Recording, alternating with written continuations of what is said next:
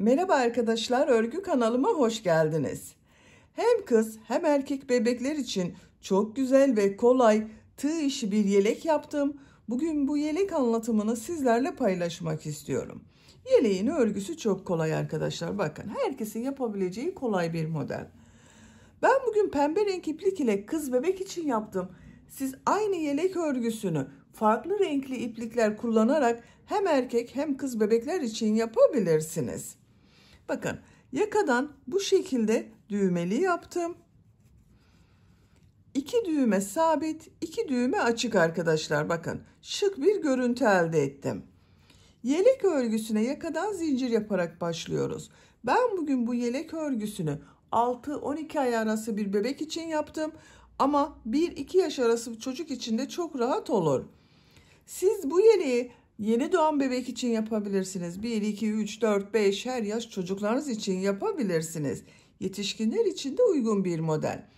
0-1 yaş için benimle bu başlama zincir sayısını aynı sayıda başlayabilirsiniz. Hiçbir sorun olmaz.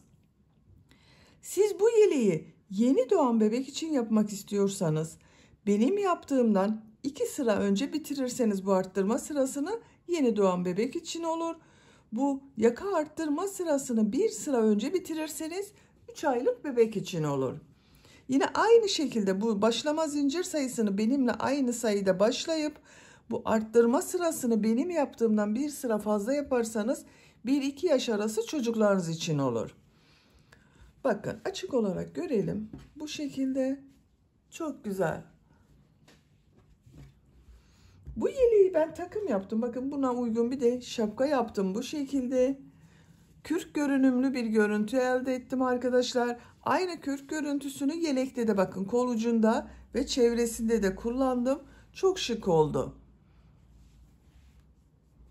Siz de bunun gibi güzel bir şapka da yaparak takım yapmak isterseniz ben bu şapka anlatımını yaptım. YouTube kanalıma yükledim. Şapkanın olduğu YouTube linkini izlediğiniz bu videonun açıklama bölümüne ekliyorum. O link üzerine tıklarsanız siz de bunun gibi güzel bir takım yapabilirsiniz. Biz bugün bu yelek örgüsünü yapacağız. Yelek örgüsünde iplik olarak pembe renk iplik olarak ben bu ipliği kullandım. Kullandığım iplik üzerinde 100 gram iplikte 330 metre var. Bir yumak iplik bitti arkadaşlar. Benim ipliğim kalın değil. Bakın, 100 gramda 330 metre var. Bir yumak iplik kullandım. Siz daha kalın bir iplik kullanıyorsanız bir yumak iplik yetmez. Tığ olarak 5 numara 3 milimetre tığ kullandım. Elimin sıklığına göre bu tığı kullandım. Bu ölçüde bir yelek elde ettim. Sizin eliniz sıkıysa 3,5-4 milimetre tığları kullanırsanız daha güzel olur. Eliniz sıkı olduğu zaman yaptığınız tığ işi örgüler hem sert olur hem de yaptığınız ölçü benim yaptığım ölçüden daha küçük olur. Gri renkli iplik olarak da bakın bu şekilde bir iplik. Bu kürk görünüme yaptığım yerler arkadaşlar. Markası bu. Polar Puffy diye bir iplik. 100 gram iplik üzerinde 165 metre var. Ben bugün bu ipliği kullandım. Siz bu ipliği bulamazsanız farklı renkli iplikler ile de yapabilirsiniz bunu. Siz bu yelek örgüsünü istediğiniz marka iplik ve renklerini kullanarak yapabilirsiniz. Ölçülerini de söylüyorum. Başlamadan önce fikriniz olsun. Kol altının buradan gövde genişliğini ölçüyorum. 26 santimetre. Kol altından yükseklik 21 santimetre. Omuzdan tam yüksekliği ölçüyorum. 33 santimetre. Ben bugün 6-12 aylık bir bebek için yaptım. Bu ölçüde oldu arkadaşlar. İpliği tığı hazırlayalım. Hep birlikte bu güzel ve şık yelek örgüsüne başlayalım. Örgü kanalıma abone değilseniz abone olmayı unutmayın lütfen. Örgü kanalıma abone olmak ücretsiz. Örgü kanalıma ücretsiz abone olup orada bulunan zil şeklini dokunarak açık yaparsanız kanalıma video yüklediğim zaman ilk önce size bildirim gelir. Örgülerimden herkesten önce sizin haberiniz olur. İzlediğiniz videolarıma beğeni ve yorumlarınızı yaparsanız çok sevinirim arkadaşlar. Hepinize kolay gelsin. İyi çalışmalar.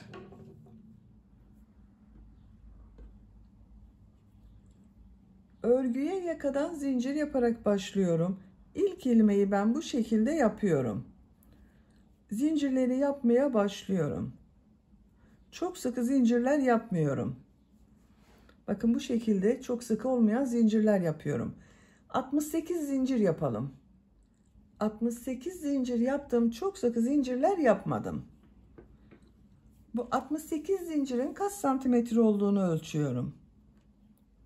28 santimetre zincir uzunluğu var. Benim elimin sıklığına göre 28 santimetre için 68 zincir yaptım arkadaşlar. Sizin eliniz sıkıysa daha fazla zincir yapmanız gerekebilir. 3 zincirde dönüş için yapıyorum. 1, 2, 3. Tığ üzerine iplik alıyorum. 3 ilmek atlıyorum. 1, 2, 3. Dördüncü ilmeğe trabzan yapıyorum. 10 trabzan yapıyorum. Bu 3 ilmek atlayarak yaptığımda bir trabzan. Bakın bu 1, 2, 3, 4, 5, 6, 7,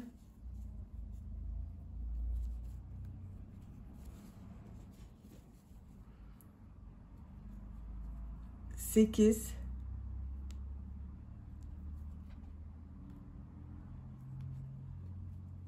9, 10. 2, 4, 6, 8, 10 trabzan yaptım.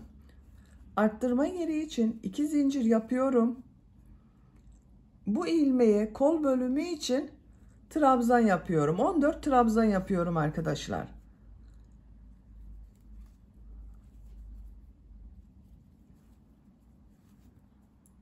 ...14 trabzanı yapalım. Kol bölümü için 14 trabzan yaptım. 2, 4, 6, 8, 10, 12, 14. Arttırma yeri için 2 zincir yapıyorum. 20 trabzan yapıyorum.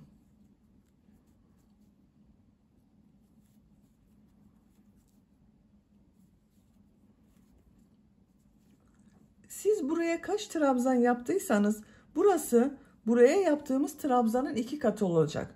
Ben buraya 10 trabzan yaptım. Buraya 20 trabzan yapıyorum. 20 trabzanı tamamlayalım. 20 trabzan yaptım. Bakın görüntüsü bu şekilde oldu. Arttırma yeri için 2 zincir yapıyorum. Kol bölümündeyim arkadaşlar. Bu kol için 14 trabzan yaptım. Buraya da 14 trabzan yapıyorum.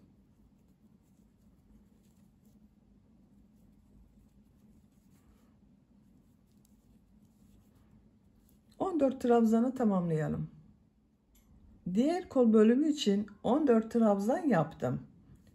Arttırma yeri için 2 zincir yapıyorum. 10 trabzan yapıyorum.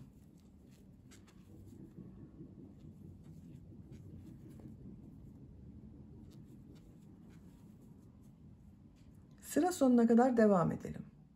10 trabzanı yaptım. Bu sırada yaka ayrımlarını yaptık. Sıra başında ve sıra sonunda 10 trabzan yaptım. Kol bölümleri için 14 trabzan yaptım. Buraya da bunların ikisi toplamı olan 20 trabzan yaptım. İkinci sıradayım. Bir zincir yapıyorum. Örgüyü çeviriyorum. İlk ilmek üzerine trabzan yapıyorum. Diğer ilmeklere trabzan yaparak devam ediyorum. 10 trabzan yapıyoruz. Bu arttırma zincirine kadar devam edelim. Arttırma zincirine kadar 10 trabzan yaptım. Bu arttırma zinciri üzerine 2 trabzan, 2 zincir, 2 trabzan yapıyorum.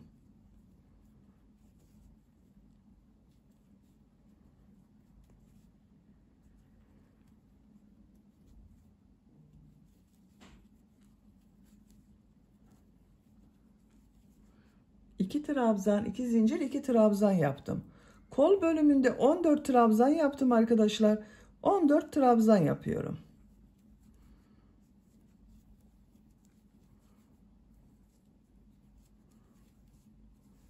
Arttırma zincirine kadar devam edelim. Bu arttırma zincirine kadar trabzanlar yaptım. Bu 2 zincir üzerine 2 trabzan, 2 zincir, 2 trabzan yapıyorum. Arttırmaları 2 trabzan, 2 zincir, 2 trabzan şeklinde yapıyoruz. 2 trabzan, 2 zincir, 2 trabzan yaptım. Diğer ilmeklere trabzan yaparak devam ediyorum. 20 trabzan yaptım, 20 trabzan yapıyoruz.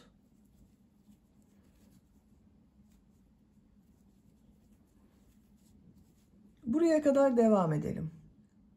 Arttırma zincirine kadar trabzanlar yaptım.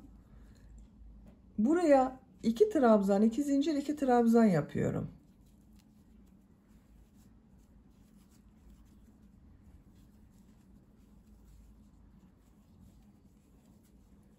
Kol için 14 trabzan yapıyorum. Buraya kadar devam edelim. Buraya kadar trabzan yaptım. Arttırma yerine 2 trabzan, 2 zincir, 2 trabzan yapıyorum.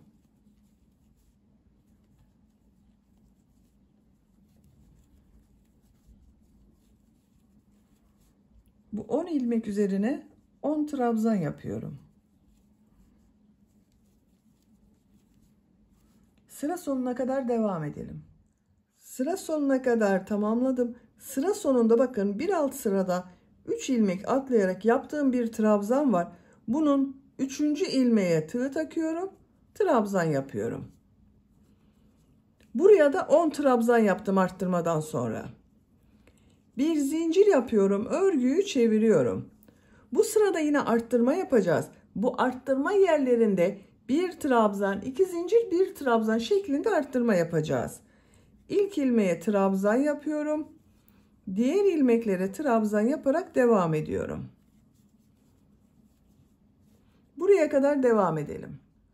Arttırma yapacağım yere kadar trabzanları yaptım. Arttırma zincirinin üzerine bir trabzan, 2 zincir, bir trabzan yapıyorum.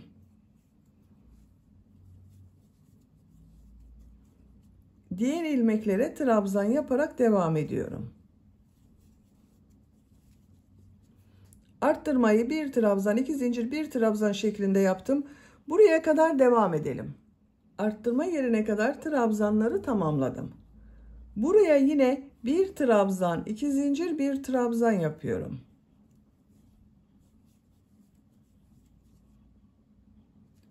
Diğer ilmeklere birer defa trabzan yapıyorum. Buraya kadar devam edelim. Bu arttırma yerinde ve bu arttırma yerinde yine bir trabzan, 2 zincir, bir trabzan yapalım. Diğer ilmeklere birer defa trabzan yapalım. Sıra sonuna kadar tamamlayalım. Sıra sonuna kadar tamamladım. Bu sırada bakın bu arttırma yerlerinde bir trabzan, 2 zincir, bir trabzan yaptım. 4. sıradayım. Bir zincir yapıyorum. Örgüyü çeviriyorum. Bu sırada arttırmaları 2 trabzan, 2 zincir, 2 trabzan şeklinde yapıyoruz. İlk ilmek üzerine trabzan yapıyorum. Diğer ilmeklere trabzan yaparak devam ediyorum. Arttırma yerine kadar devam edelim. Arttırma yapacağım yere kadar trabzanları yaptım. Arttırma zincirinin üzerine 2 trabzan, 2 zincir, 2 trabzan yapıyorum.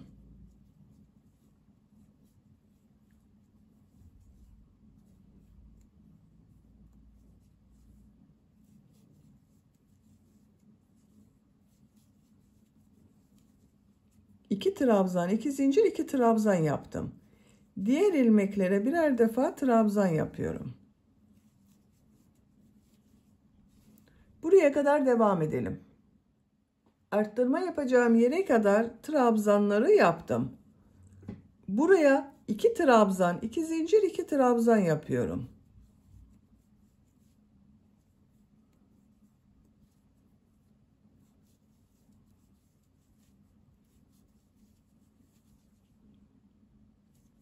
Diğer ilmeklere birer defa trabzan yapıyorum. Bakın bu sırada arttırmaları 2 trabzan, 2 zincir, 2 trabzan şeklinde yapıyoruz. Bu arttırma yerinde ve bu arttırma yerinde de 2 trabzan, 2 zincir, 2 trabzan yapalım. Diğer ilmeklere birer defa trabzan yapalım. Sıra sonuna kadar tamamlayalım. Sıra sonuna kadar tamamladım.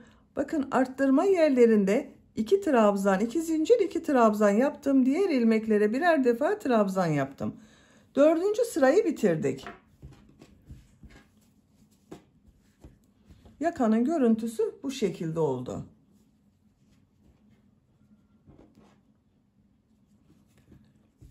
5. sıradayım. Bir zincir yapıyorum, örgüyü çeviriyorum. İlk ilmeğe trabzan yapıyorum. Diğer ilmeklere trabzan yaparak devam ediyorum. Arttırma yerine kadar devam edelim. Arttırma yapacağım yere kadar trabzan yaptım. Arttırma yerine bu sırada bir trabzan, 2 zincir, bir trabzan yapıyorum.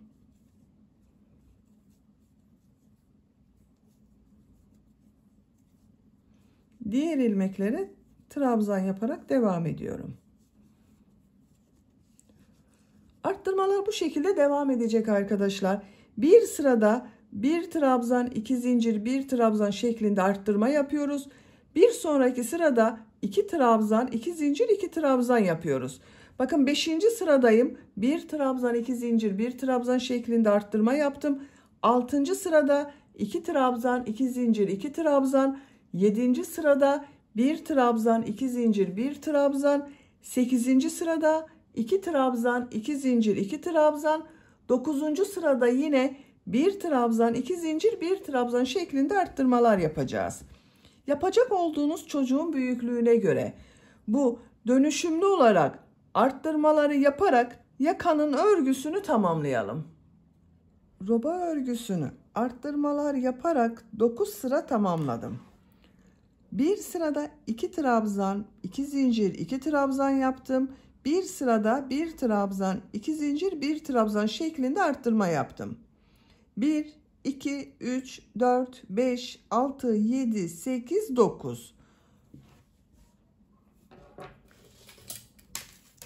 Santimetre olarak ölçüyorum. 10 santimetre yükseklik var. Şu şekilde katlıyorum. Bakın arkadaşlar böyle. Benim yapacağım ölçü için yeterli. Siz bir beden büyük olsun istiyorsanız bir sıra daha arttırma sırası yapabilirsiniz. 10 sıra olarak tamamlayabilirsiniz. Küçük yapmak istiyorsanız da benim yaptığımdan bir sıra önce bitirirseniz daha küçük ölçüde olur. 10. sıradayım. 10. sırada kol ve gövde bölümünü birbirinden ayırıyorum. Artık örgüye gövdenin örgüsüyle devam ediyorum. Bir zincir yapıyorum, örgüyü çeviriyorum. Bir sıra trabzan sırası yapıyorum. İlk ilmek üzerine trabzan yapıyorum. Diğer ilmeklere trabzan yaparak devam ediyorum.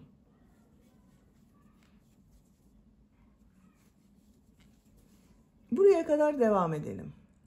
Arttırma yapacağım yere kadar trabzanlar yaptım. Bu 2 zincir üzerine 2 trabzan yapıyorum. Kol altı için bir zincir yapıyorum. Tığ üzerine iplik alıyorum. Kolda bulunan bütün ilmekleri atlıyorum. Arttırma yerine 2 trabzan yapıyorum. Diğer ilmeklere trabzan yaparak devam ediyorum. Bakın, kol bölümünü ayırdım. Ön ve arka bölümü birleştirdim. Buraya kadar devam edelim. Arttırma zincirine kadar trabzanları yaptım. Buraya 2 trabzan yapıyorum. Kol altı için bir zincir yapıyorum. Tığ üzerine iplik alıyorum. Kolda bulunan bütün ilmekleri atlıyorum. Arttırma zincirinin üzerine 2 trabzan yapıyorum. Bakın, diğer kolu da burada ayırdık. Diğer ilmeklere birer defa trabzan yapıyorum. Sıra sonuna kadar devam edelim. Sıra sonuna kadar tamamladım. Bu sırada bakın, kol ve gövde bölümünü birbirinden ayırdım. Ön ve arka bölümü birleştirdim. Artık örgü gövdenin örgüsüyle devam edecek. Bu sırada model yerleştirmeye başlıyorum. Bir zincir yapıyorum. Örgüyü çeviriyorum. İlk ilmeğe trabzan yapıyorum. Tığ üzerine iplik alıyorum. İkinci ilmeğe 2 trabzan yapıyorum.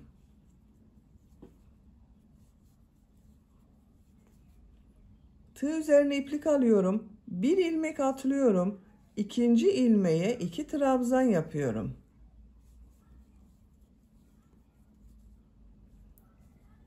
Bir ilmek atlıyorum. 2 trabzan yapıyorum. Aynı ilmeğe 2 trabzan yapıyoruz. Bir ilmek atlıyorum. 2 trabzan yapıyorum. Çok kolay arkadaşlar model. Bu şekilde sıra sonuna kadar devam edelim. Sıra sonuna kadar tamamladım. Son ilmeğe bir trabzan yapıyorum. Bu sırada bir ilmeğe 2 trabzan yaptık. Bir ilmek atladık. Bir ilmeğe 2 trabzan yaptık. Model bu arkadaşlar. Bir zincir yapıyorum. Örgüyü çeviriyorum. İlk ilmek üzerine trabzan yapıyorum. Tığ üzerine iplik alıyorum. Bu sırada bu 2 trabzan ortasına, bakın model yaptığımız 2 trabzan var. Bunun ortasına 2 trabzan yapıyorum.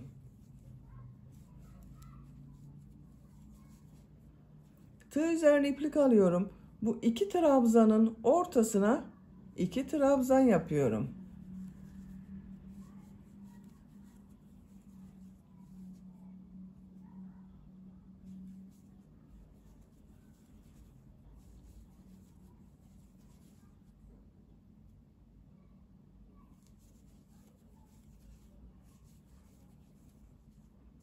Sıra sonuna kadar devam edelim.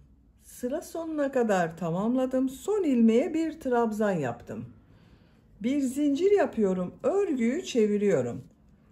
İlk ilmek üzerine trabzan yapıyorum. Sıra başında ve sıra sonunda bir trabzan yapıyoruz bakın. Yine bu 2 trabzanın ortasına 2 trabzan yapıyorum.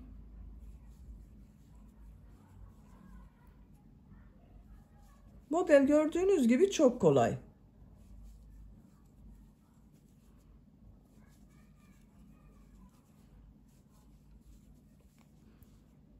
Bu şekilde devam edeceğiz arkadaşlar.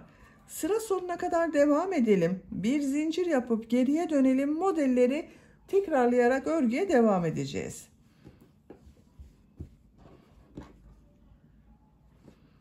Yapacak olduğunuz çocuğun büyüklüğüne ve tercihinize göre bu model sırasını istediğiniz kadar tekrarlayarak gövdenin örgüsünü tamamlayalım.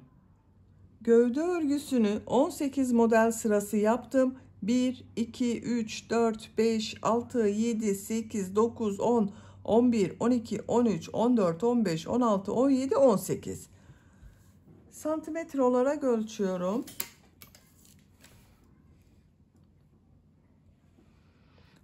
19 santimetre yükseklik var. Benim yapacağım ölçü için bu yeterli. Burada bitirmiyorum. Böyle bir iplikle kürk görünümü vermek istiyorum arkadaşlar. Bakın bu şekilde bir iplik. Markası Polar Pofi diye bir iplik. Polyester bir iplik. Dokusu da çok farklı bakın. Ben bu iplik ile yapıyorum. Siz istediğiniz ipliği kullanabilirsiniz. Bakın bu bölümde ipliği kestim.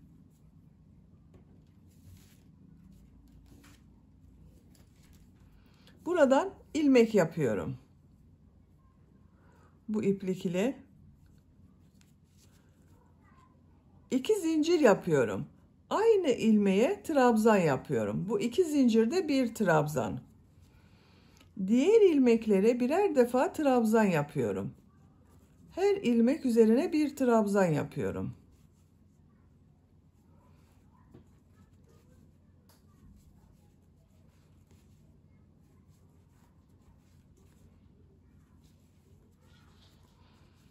Bakın yumuşacık kürk görünümü elde ediyoruz arkadaşlar.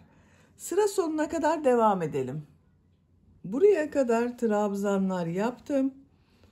Bakın bu şekilde bir görüntü elde ettim. Bu son ilmek üzerine 4 trabzan yapıyorum.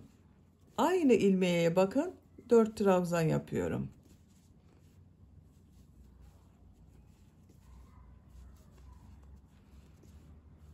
Bu ön bölümde de trabzan yaparak devam ediyorum.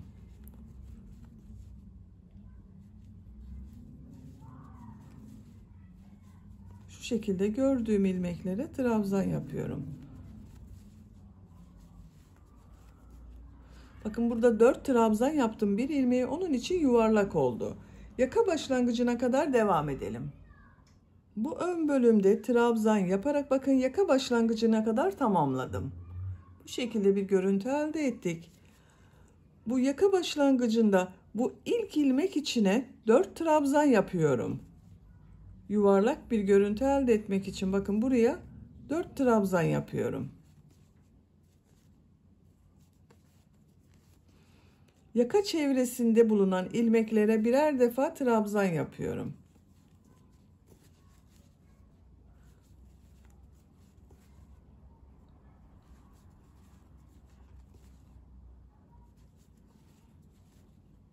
Bakın yakanın burası yuvarlak oldu. Buraya kadar devam edelim. Yaka çevresinde trabzan yaparak bakın buraya kadar tamamladım. Bu son ilmeğe 4 trabzan yapıyorum.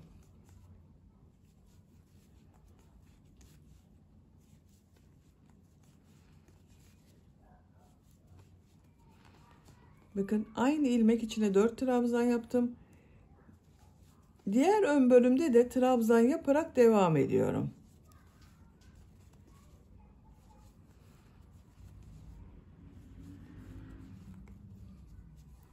Sıra sonuna kadar devam edelim. Bu ön bölümde de bakın trabzan yaparak buraya kadar tamamladım.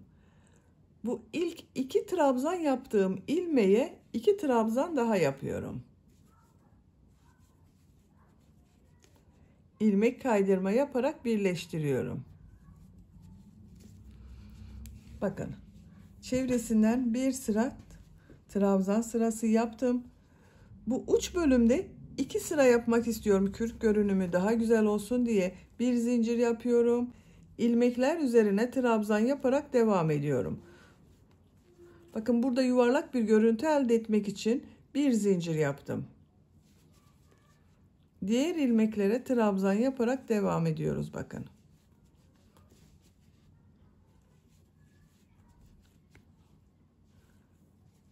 Buraya kadar devam edelim. İkinci sıra trabzan sırasını bakın sıra sonuna kadar tamamladım. Bu şekilde bir görüntü elde ettik. Sıra sonunda 2 zincir yapıyorum. Bu ilmek ile ilmek kaydırma yaparak bitiriyorum. Bakın bu 2 zincirde bir trabzan görüntüsü oldu. İpliği kestim. İlmek içinden çekiyorum. Bakın görüntüsü böyle oldu. İpliği örgünün ters tarafından ilmek çekerek kaybediyorum. Birleşim yerinin görüntüsü böyle arkadaşlar. Bakın çok güzel oldu. Kürk görünümlü bir çevre yaptık. Şimdi düğme biritlerini yapmak istiyorum. Buraya bakın, bir buraya, bir buraya, 2 tane düğme biriti yapıyorum.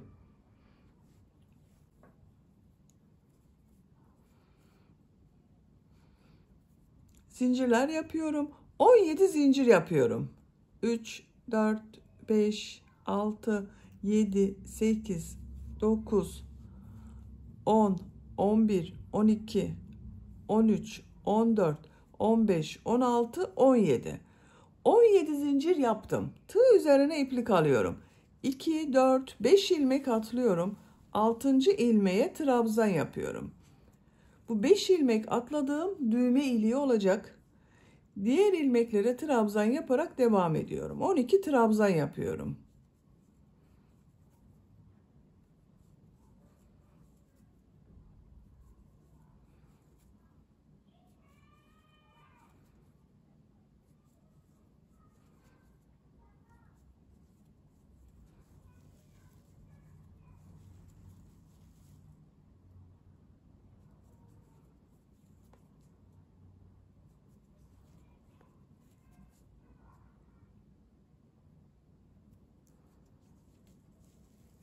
Bakın 12 trabzan yaptım. Pembe ipliği kesiyorum.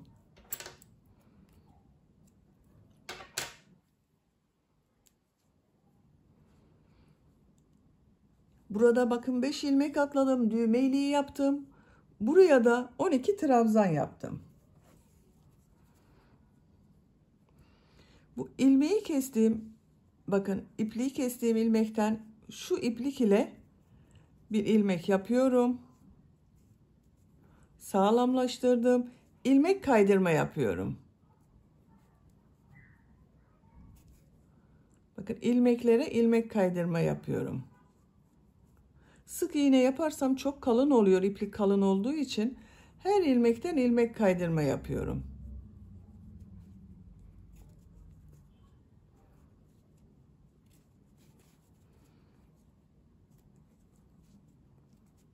Buraya kadar devam edelim. Bu 5 ilmek atladığım düğme iliği yaptığım yere kadar bakın ilmek kaydırma yaptım. Burada bu ilmek atladıklarımda bakın ilmeklere ilmek kaydırma yapıyorum.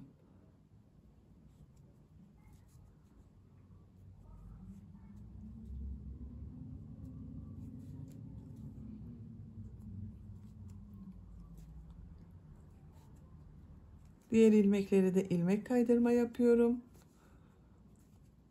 Bakın burası düğme iliği oldu arkadaşlar. Sıra sonuna kadar ilmek kaydırma yaparak devam edelim. Sıra sonuna kadar ilmek kaydırma yaparak devam ettim. İpliği bakın ters taraftan çektim. Düğme biritinin birisini bitirdim arkadaşlar. Bundan 2 tane yapacağız. Ben ikincisini de hazırladım. Aynı şekilde başladım bakın. Bu şekilde hazır 2 düğme biriti. Şimdi bunlara düğme dikeceğiz. Bakın ben bu şekilde 4 tane düğme yapıyorum. Siz tercihinize göre istediğiniz gibi düğme kullanabilirsiniz. Şu şekilde dikeceğiz arkadaşlar. Bakın birisini buraya, birisini de ben bu kol ayrımı yaptığımız sıraya yapıyorum. İğneye iplik takıyorum. Bakın şu şekilde iğneye iplik taktım. Düğüm atıyorum.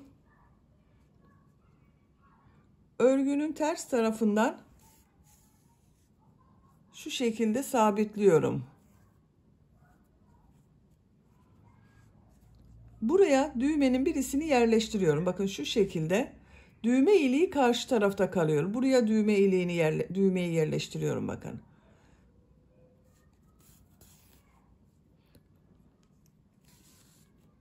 Düğmeyi bakın buraya sabitledim. Şimdi bunu örgümüze dikeceğiz. Bakın şuraya ikinci sıraya dikiyorum ben. Şu şekilde yerleştiriyorum.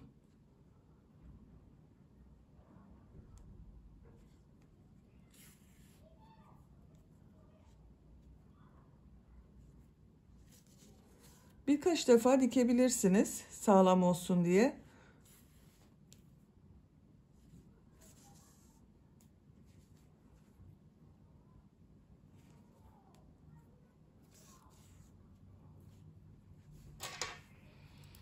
İpliği kesiyorum. Bakın birisini hazırladım. Karşısına düğmesini de dikelim. Bakın yine karşıdan ikinci sıraya dikeceğiz.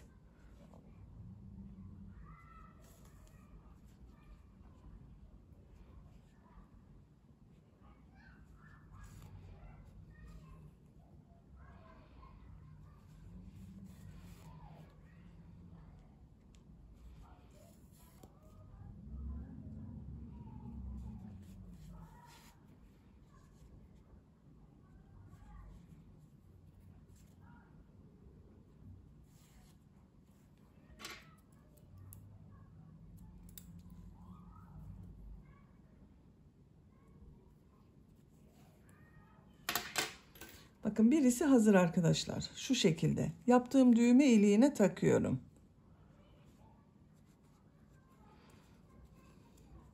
Diğerini de gösteriyorum nereye dikeceğimizi. Düğme iliğinin diğer tarafında bu düğmeyi sabitliyorum.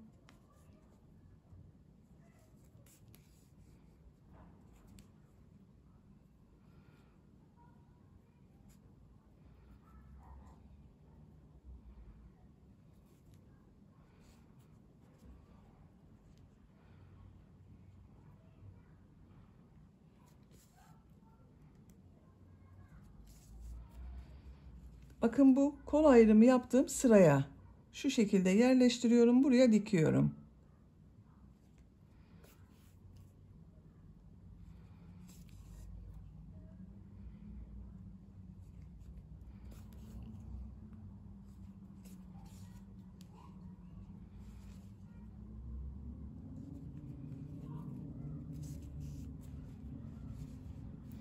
Şu düğmeyi de dikelim, bitirelim. Karşı tarafa da bakın düğmelerini diktim. Hazırladım arkadaşlar. Şu şekilde burada yaptığım düğme iliklerine takıyorum. Bakın düğme biritleri çok şık oldu. Güzel oldu.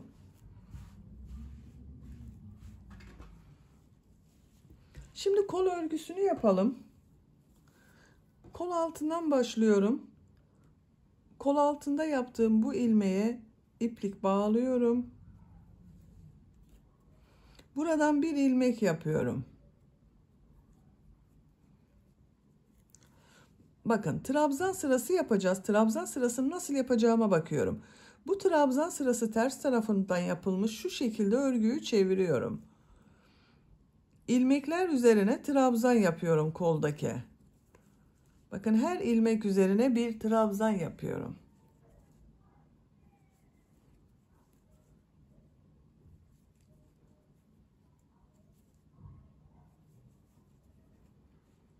Sıra sonuna kadar devam edelim.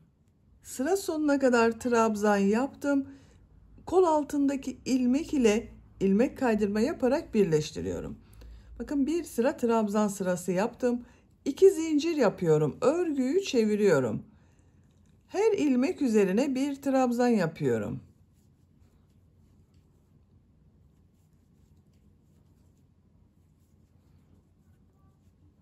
Sıra sonuna kadar devam edelim. Sıra sonuna kadar trabzan yaptım. İlk ilmek ile ilmek kaydırma yaparak birleştiriyorum. Pembe renk ipliği burada kesiyorum.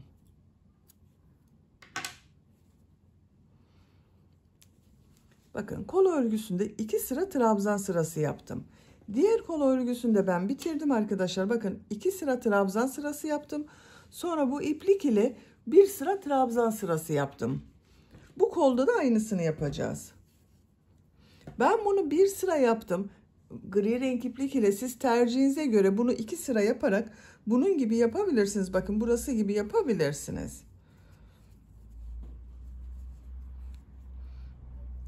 Kol altında ilmekten ilmek yapıyorum. 2 zincir yapıyorum. Her ilmeğe bir trabzan yapıyorum.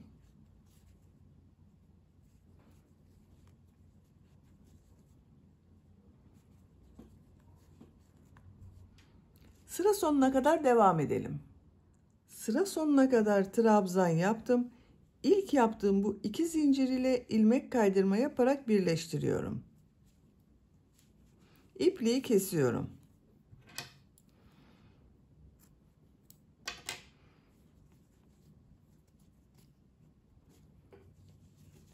Bakın kol örgüsü bu şekilde oldu. Böylece yelek örgüsünü de bitirmiş oldum. Bakın arkadaşlar, görüntüsü bu şekilde. Düğmelerini de takıyorum.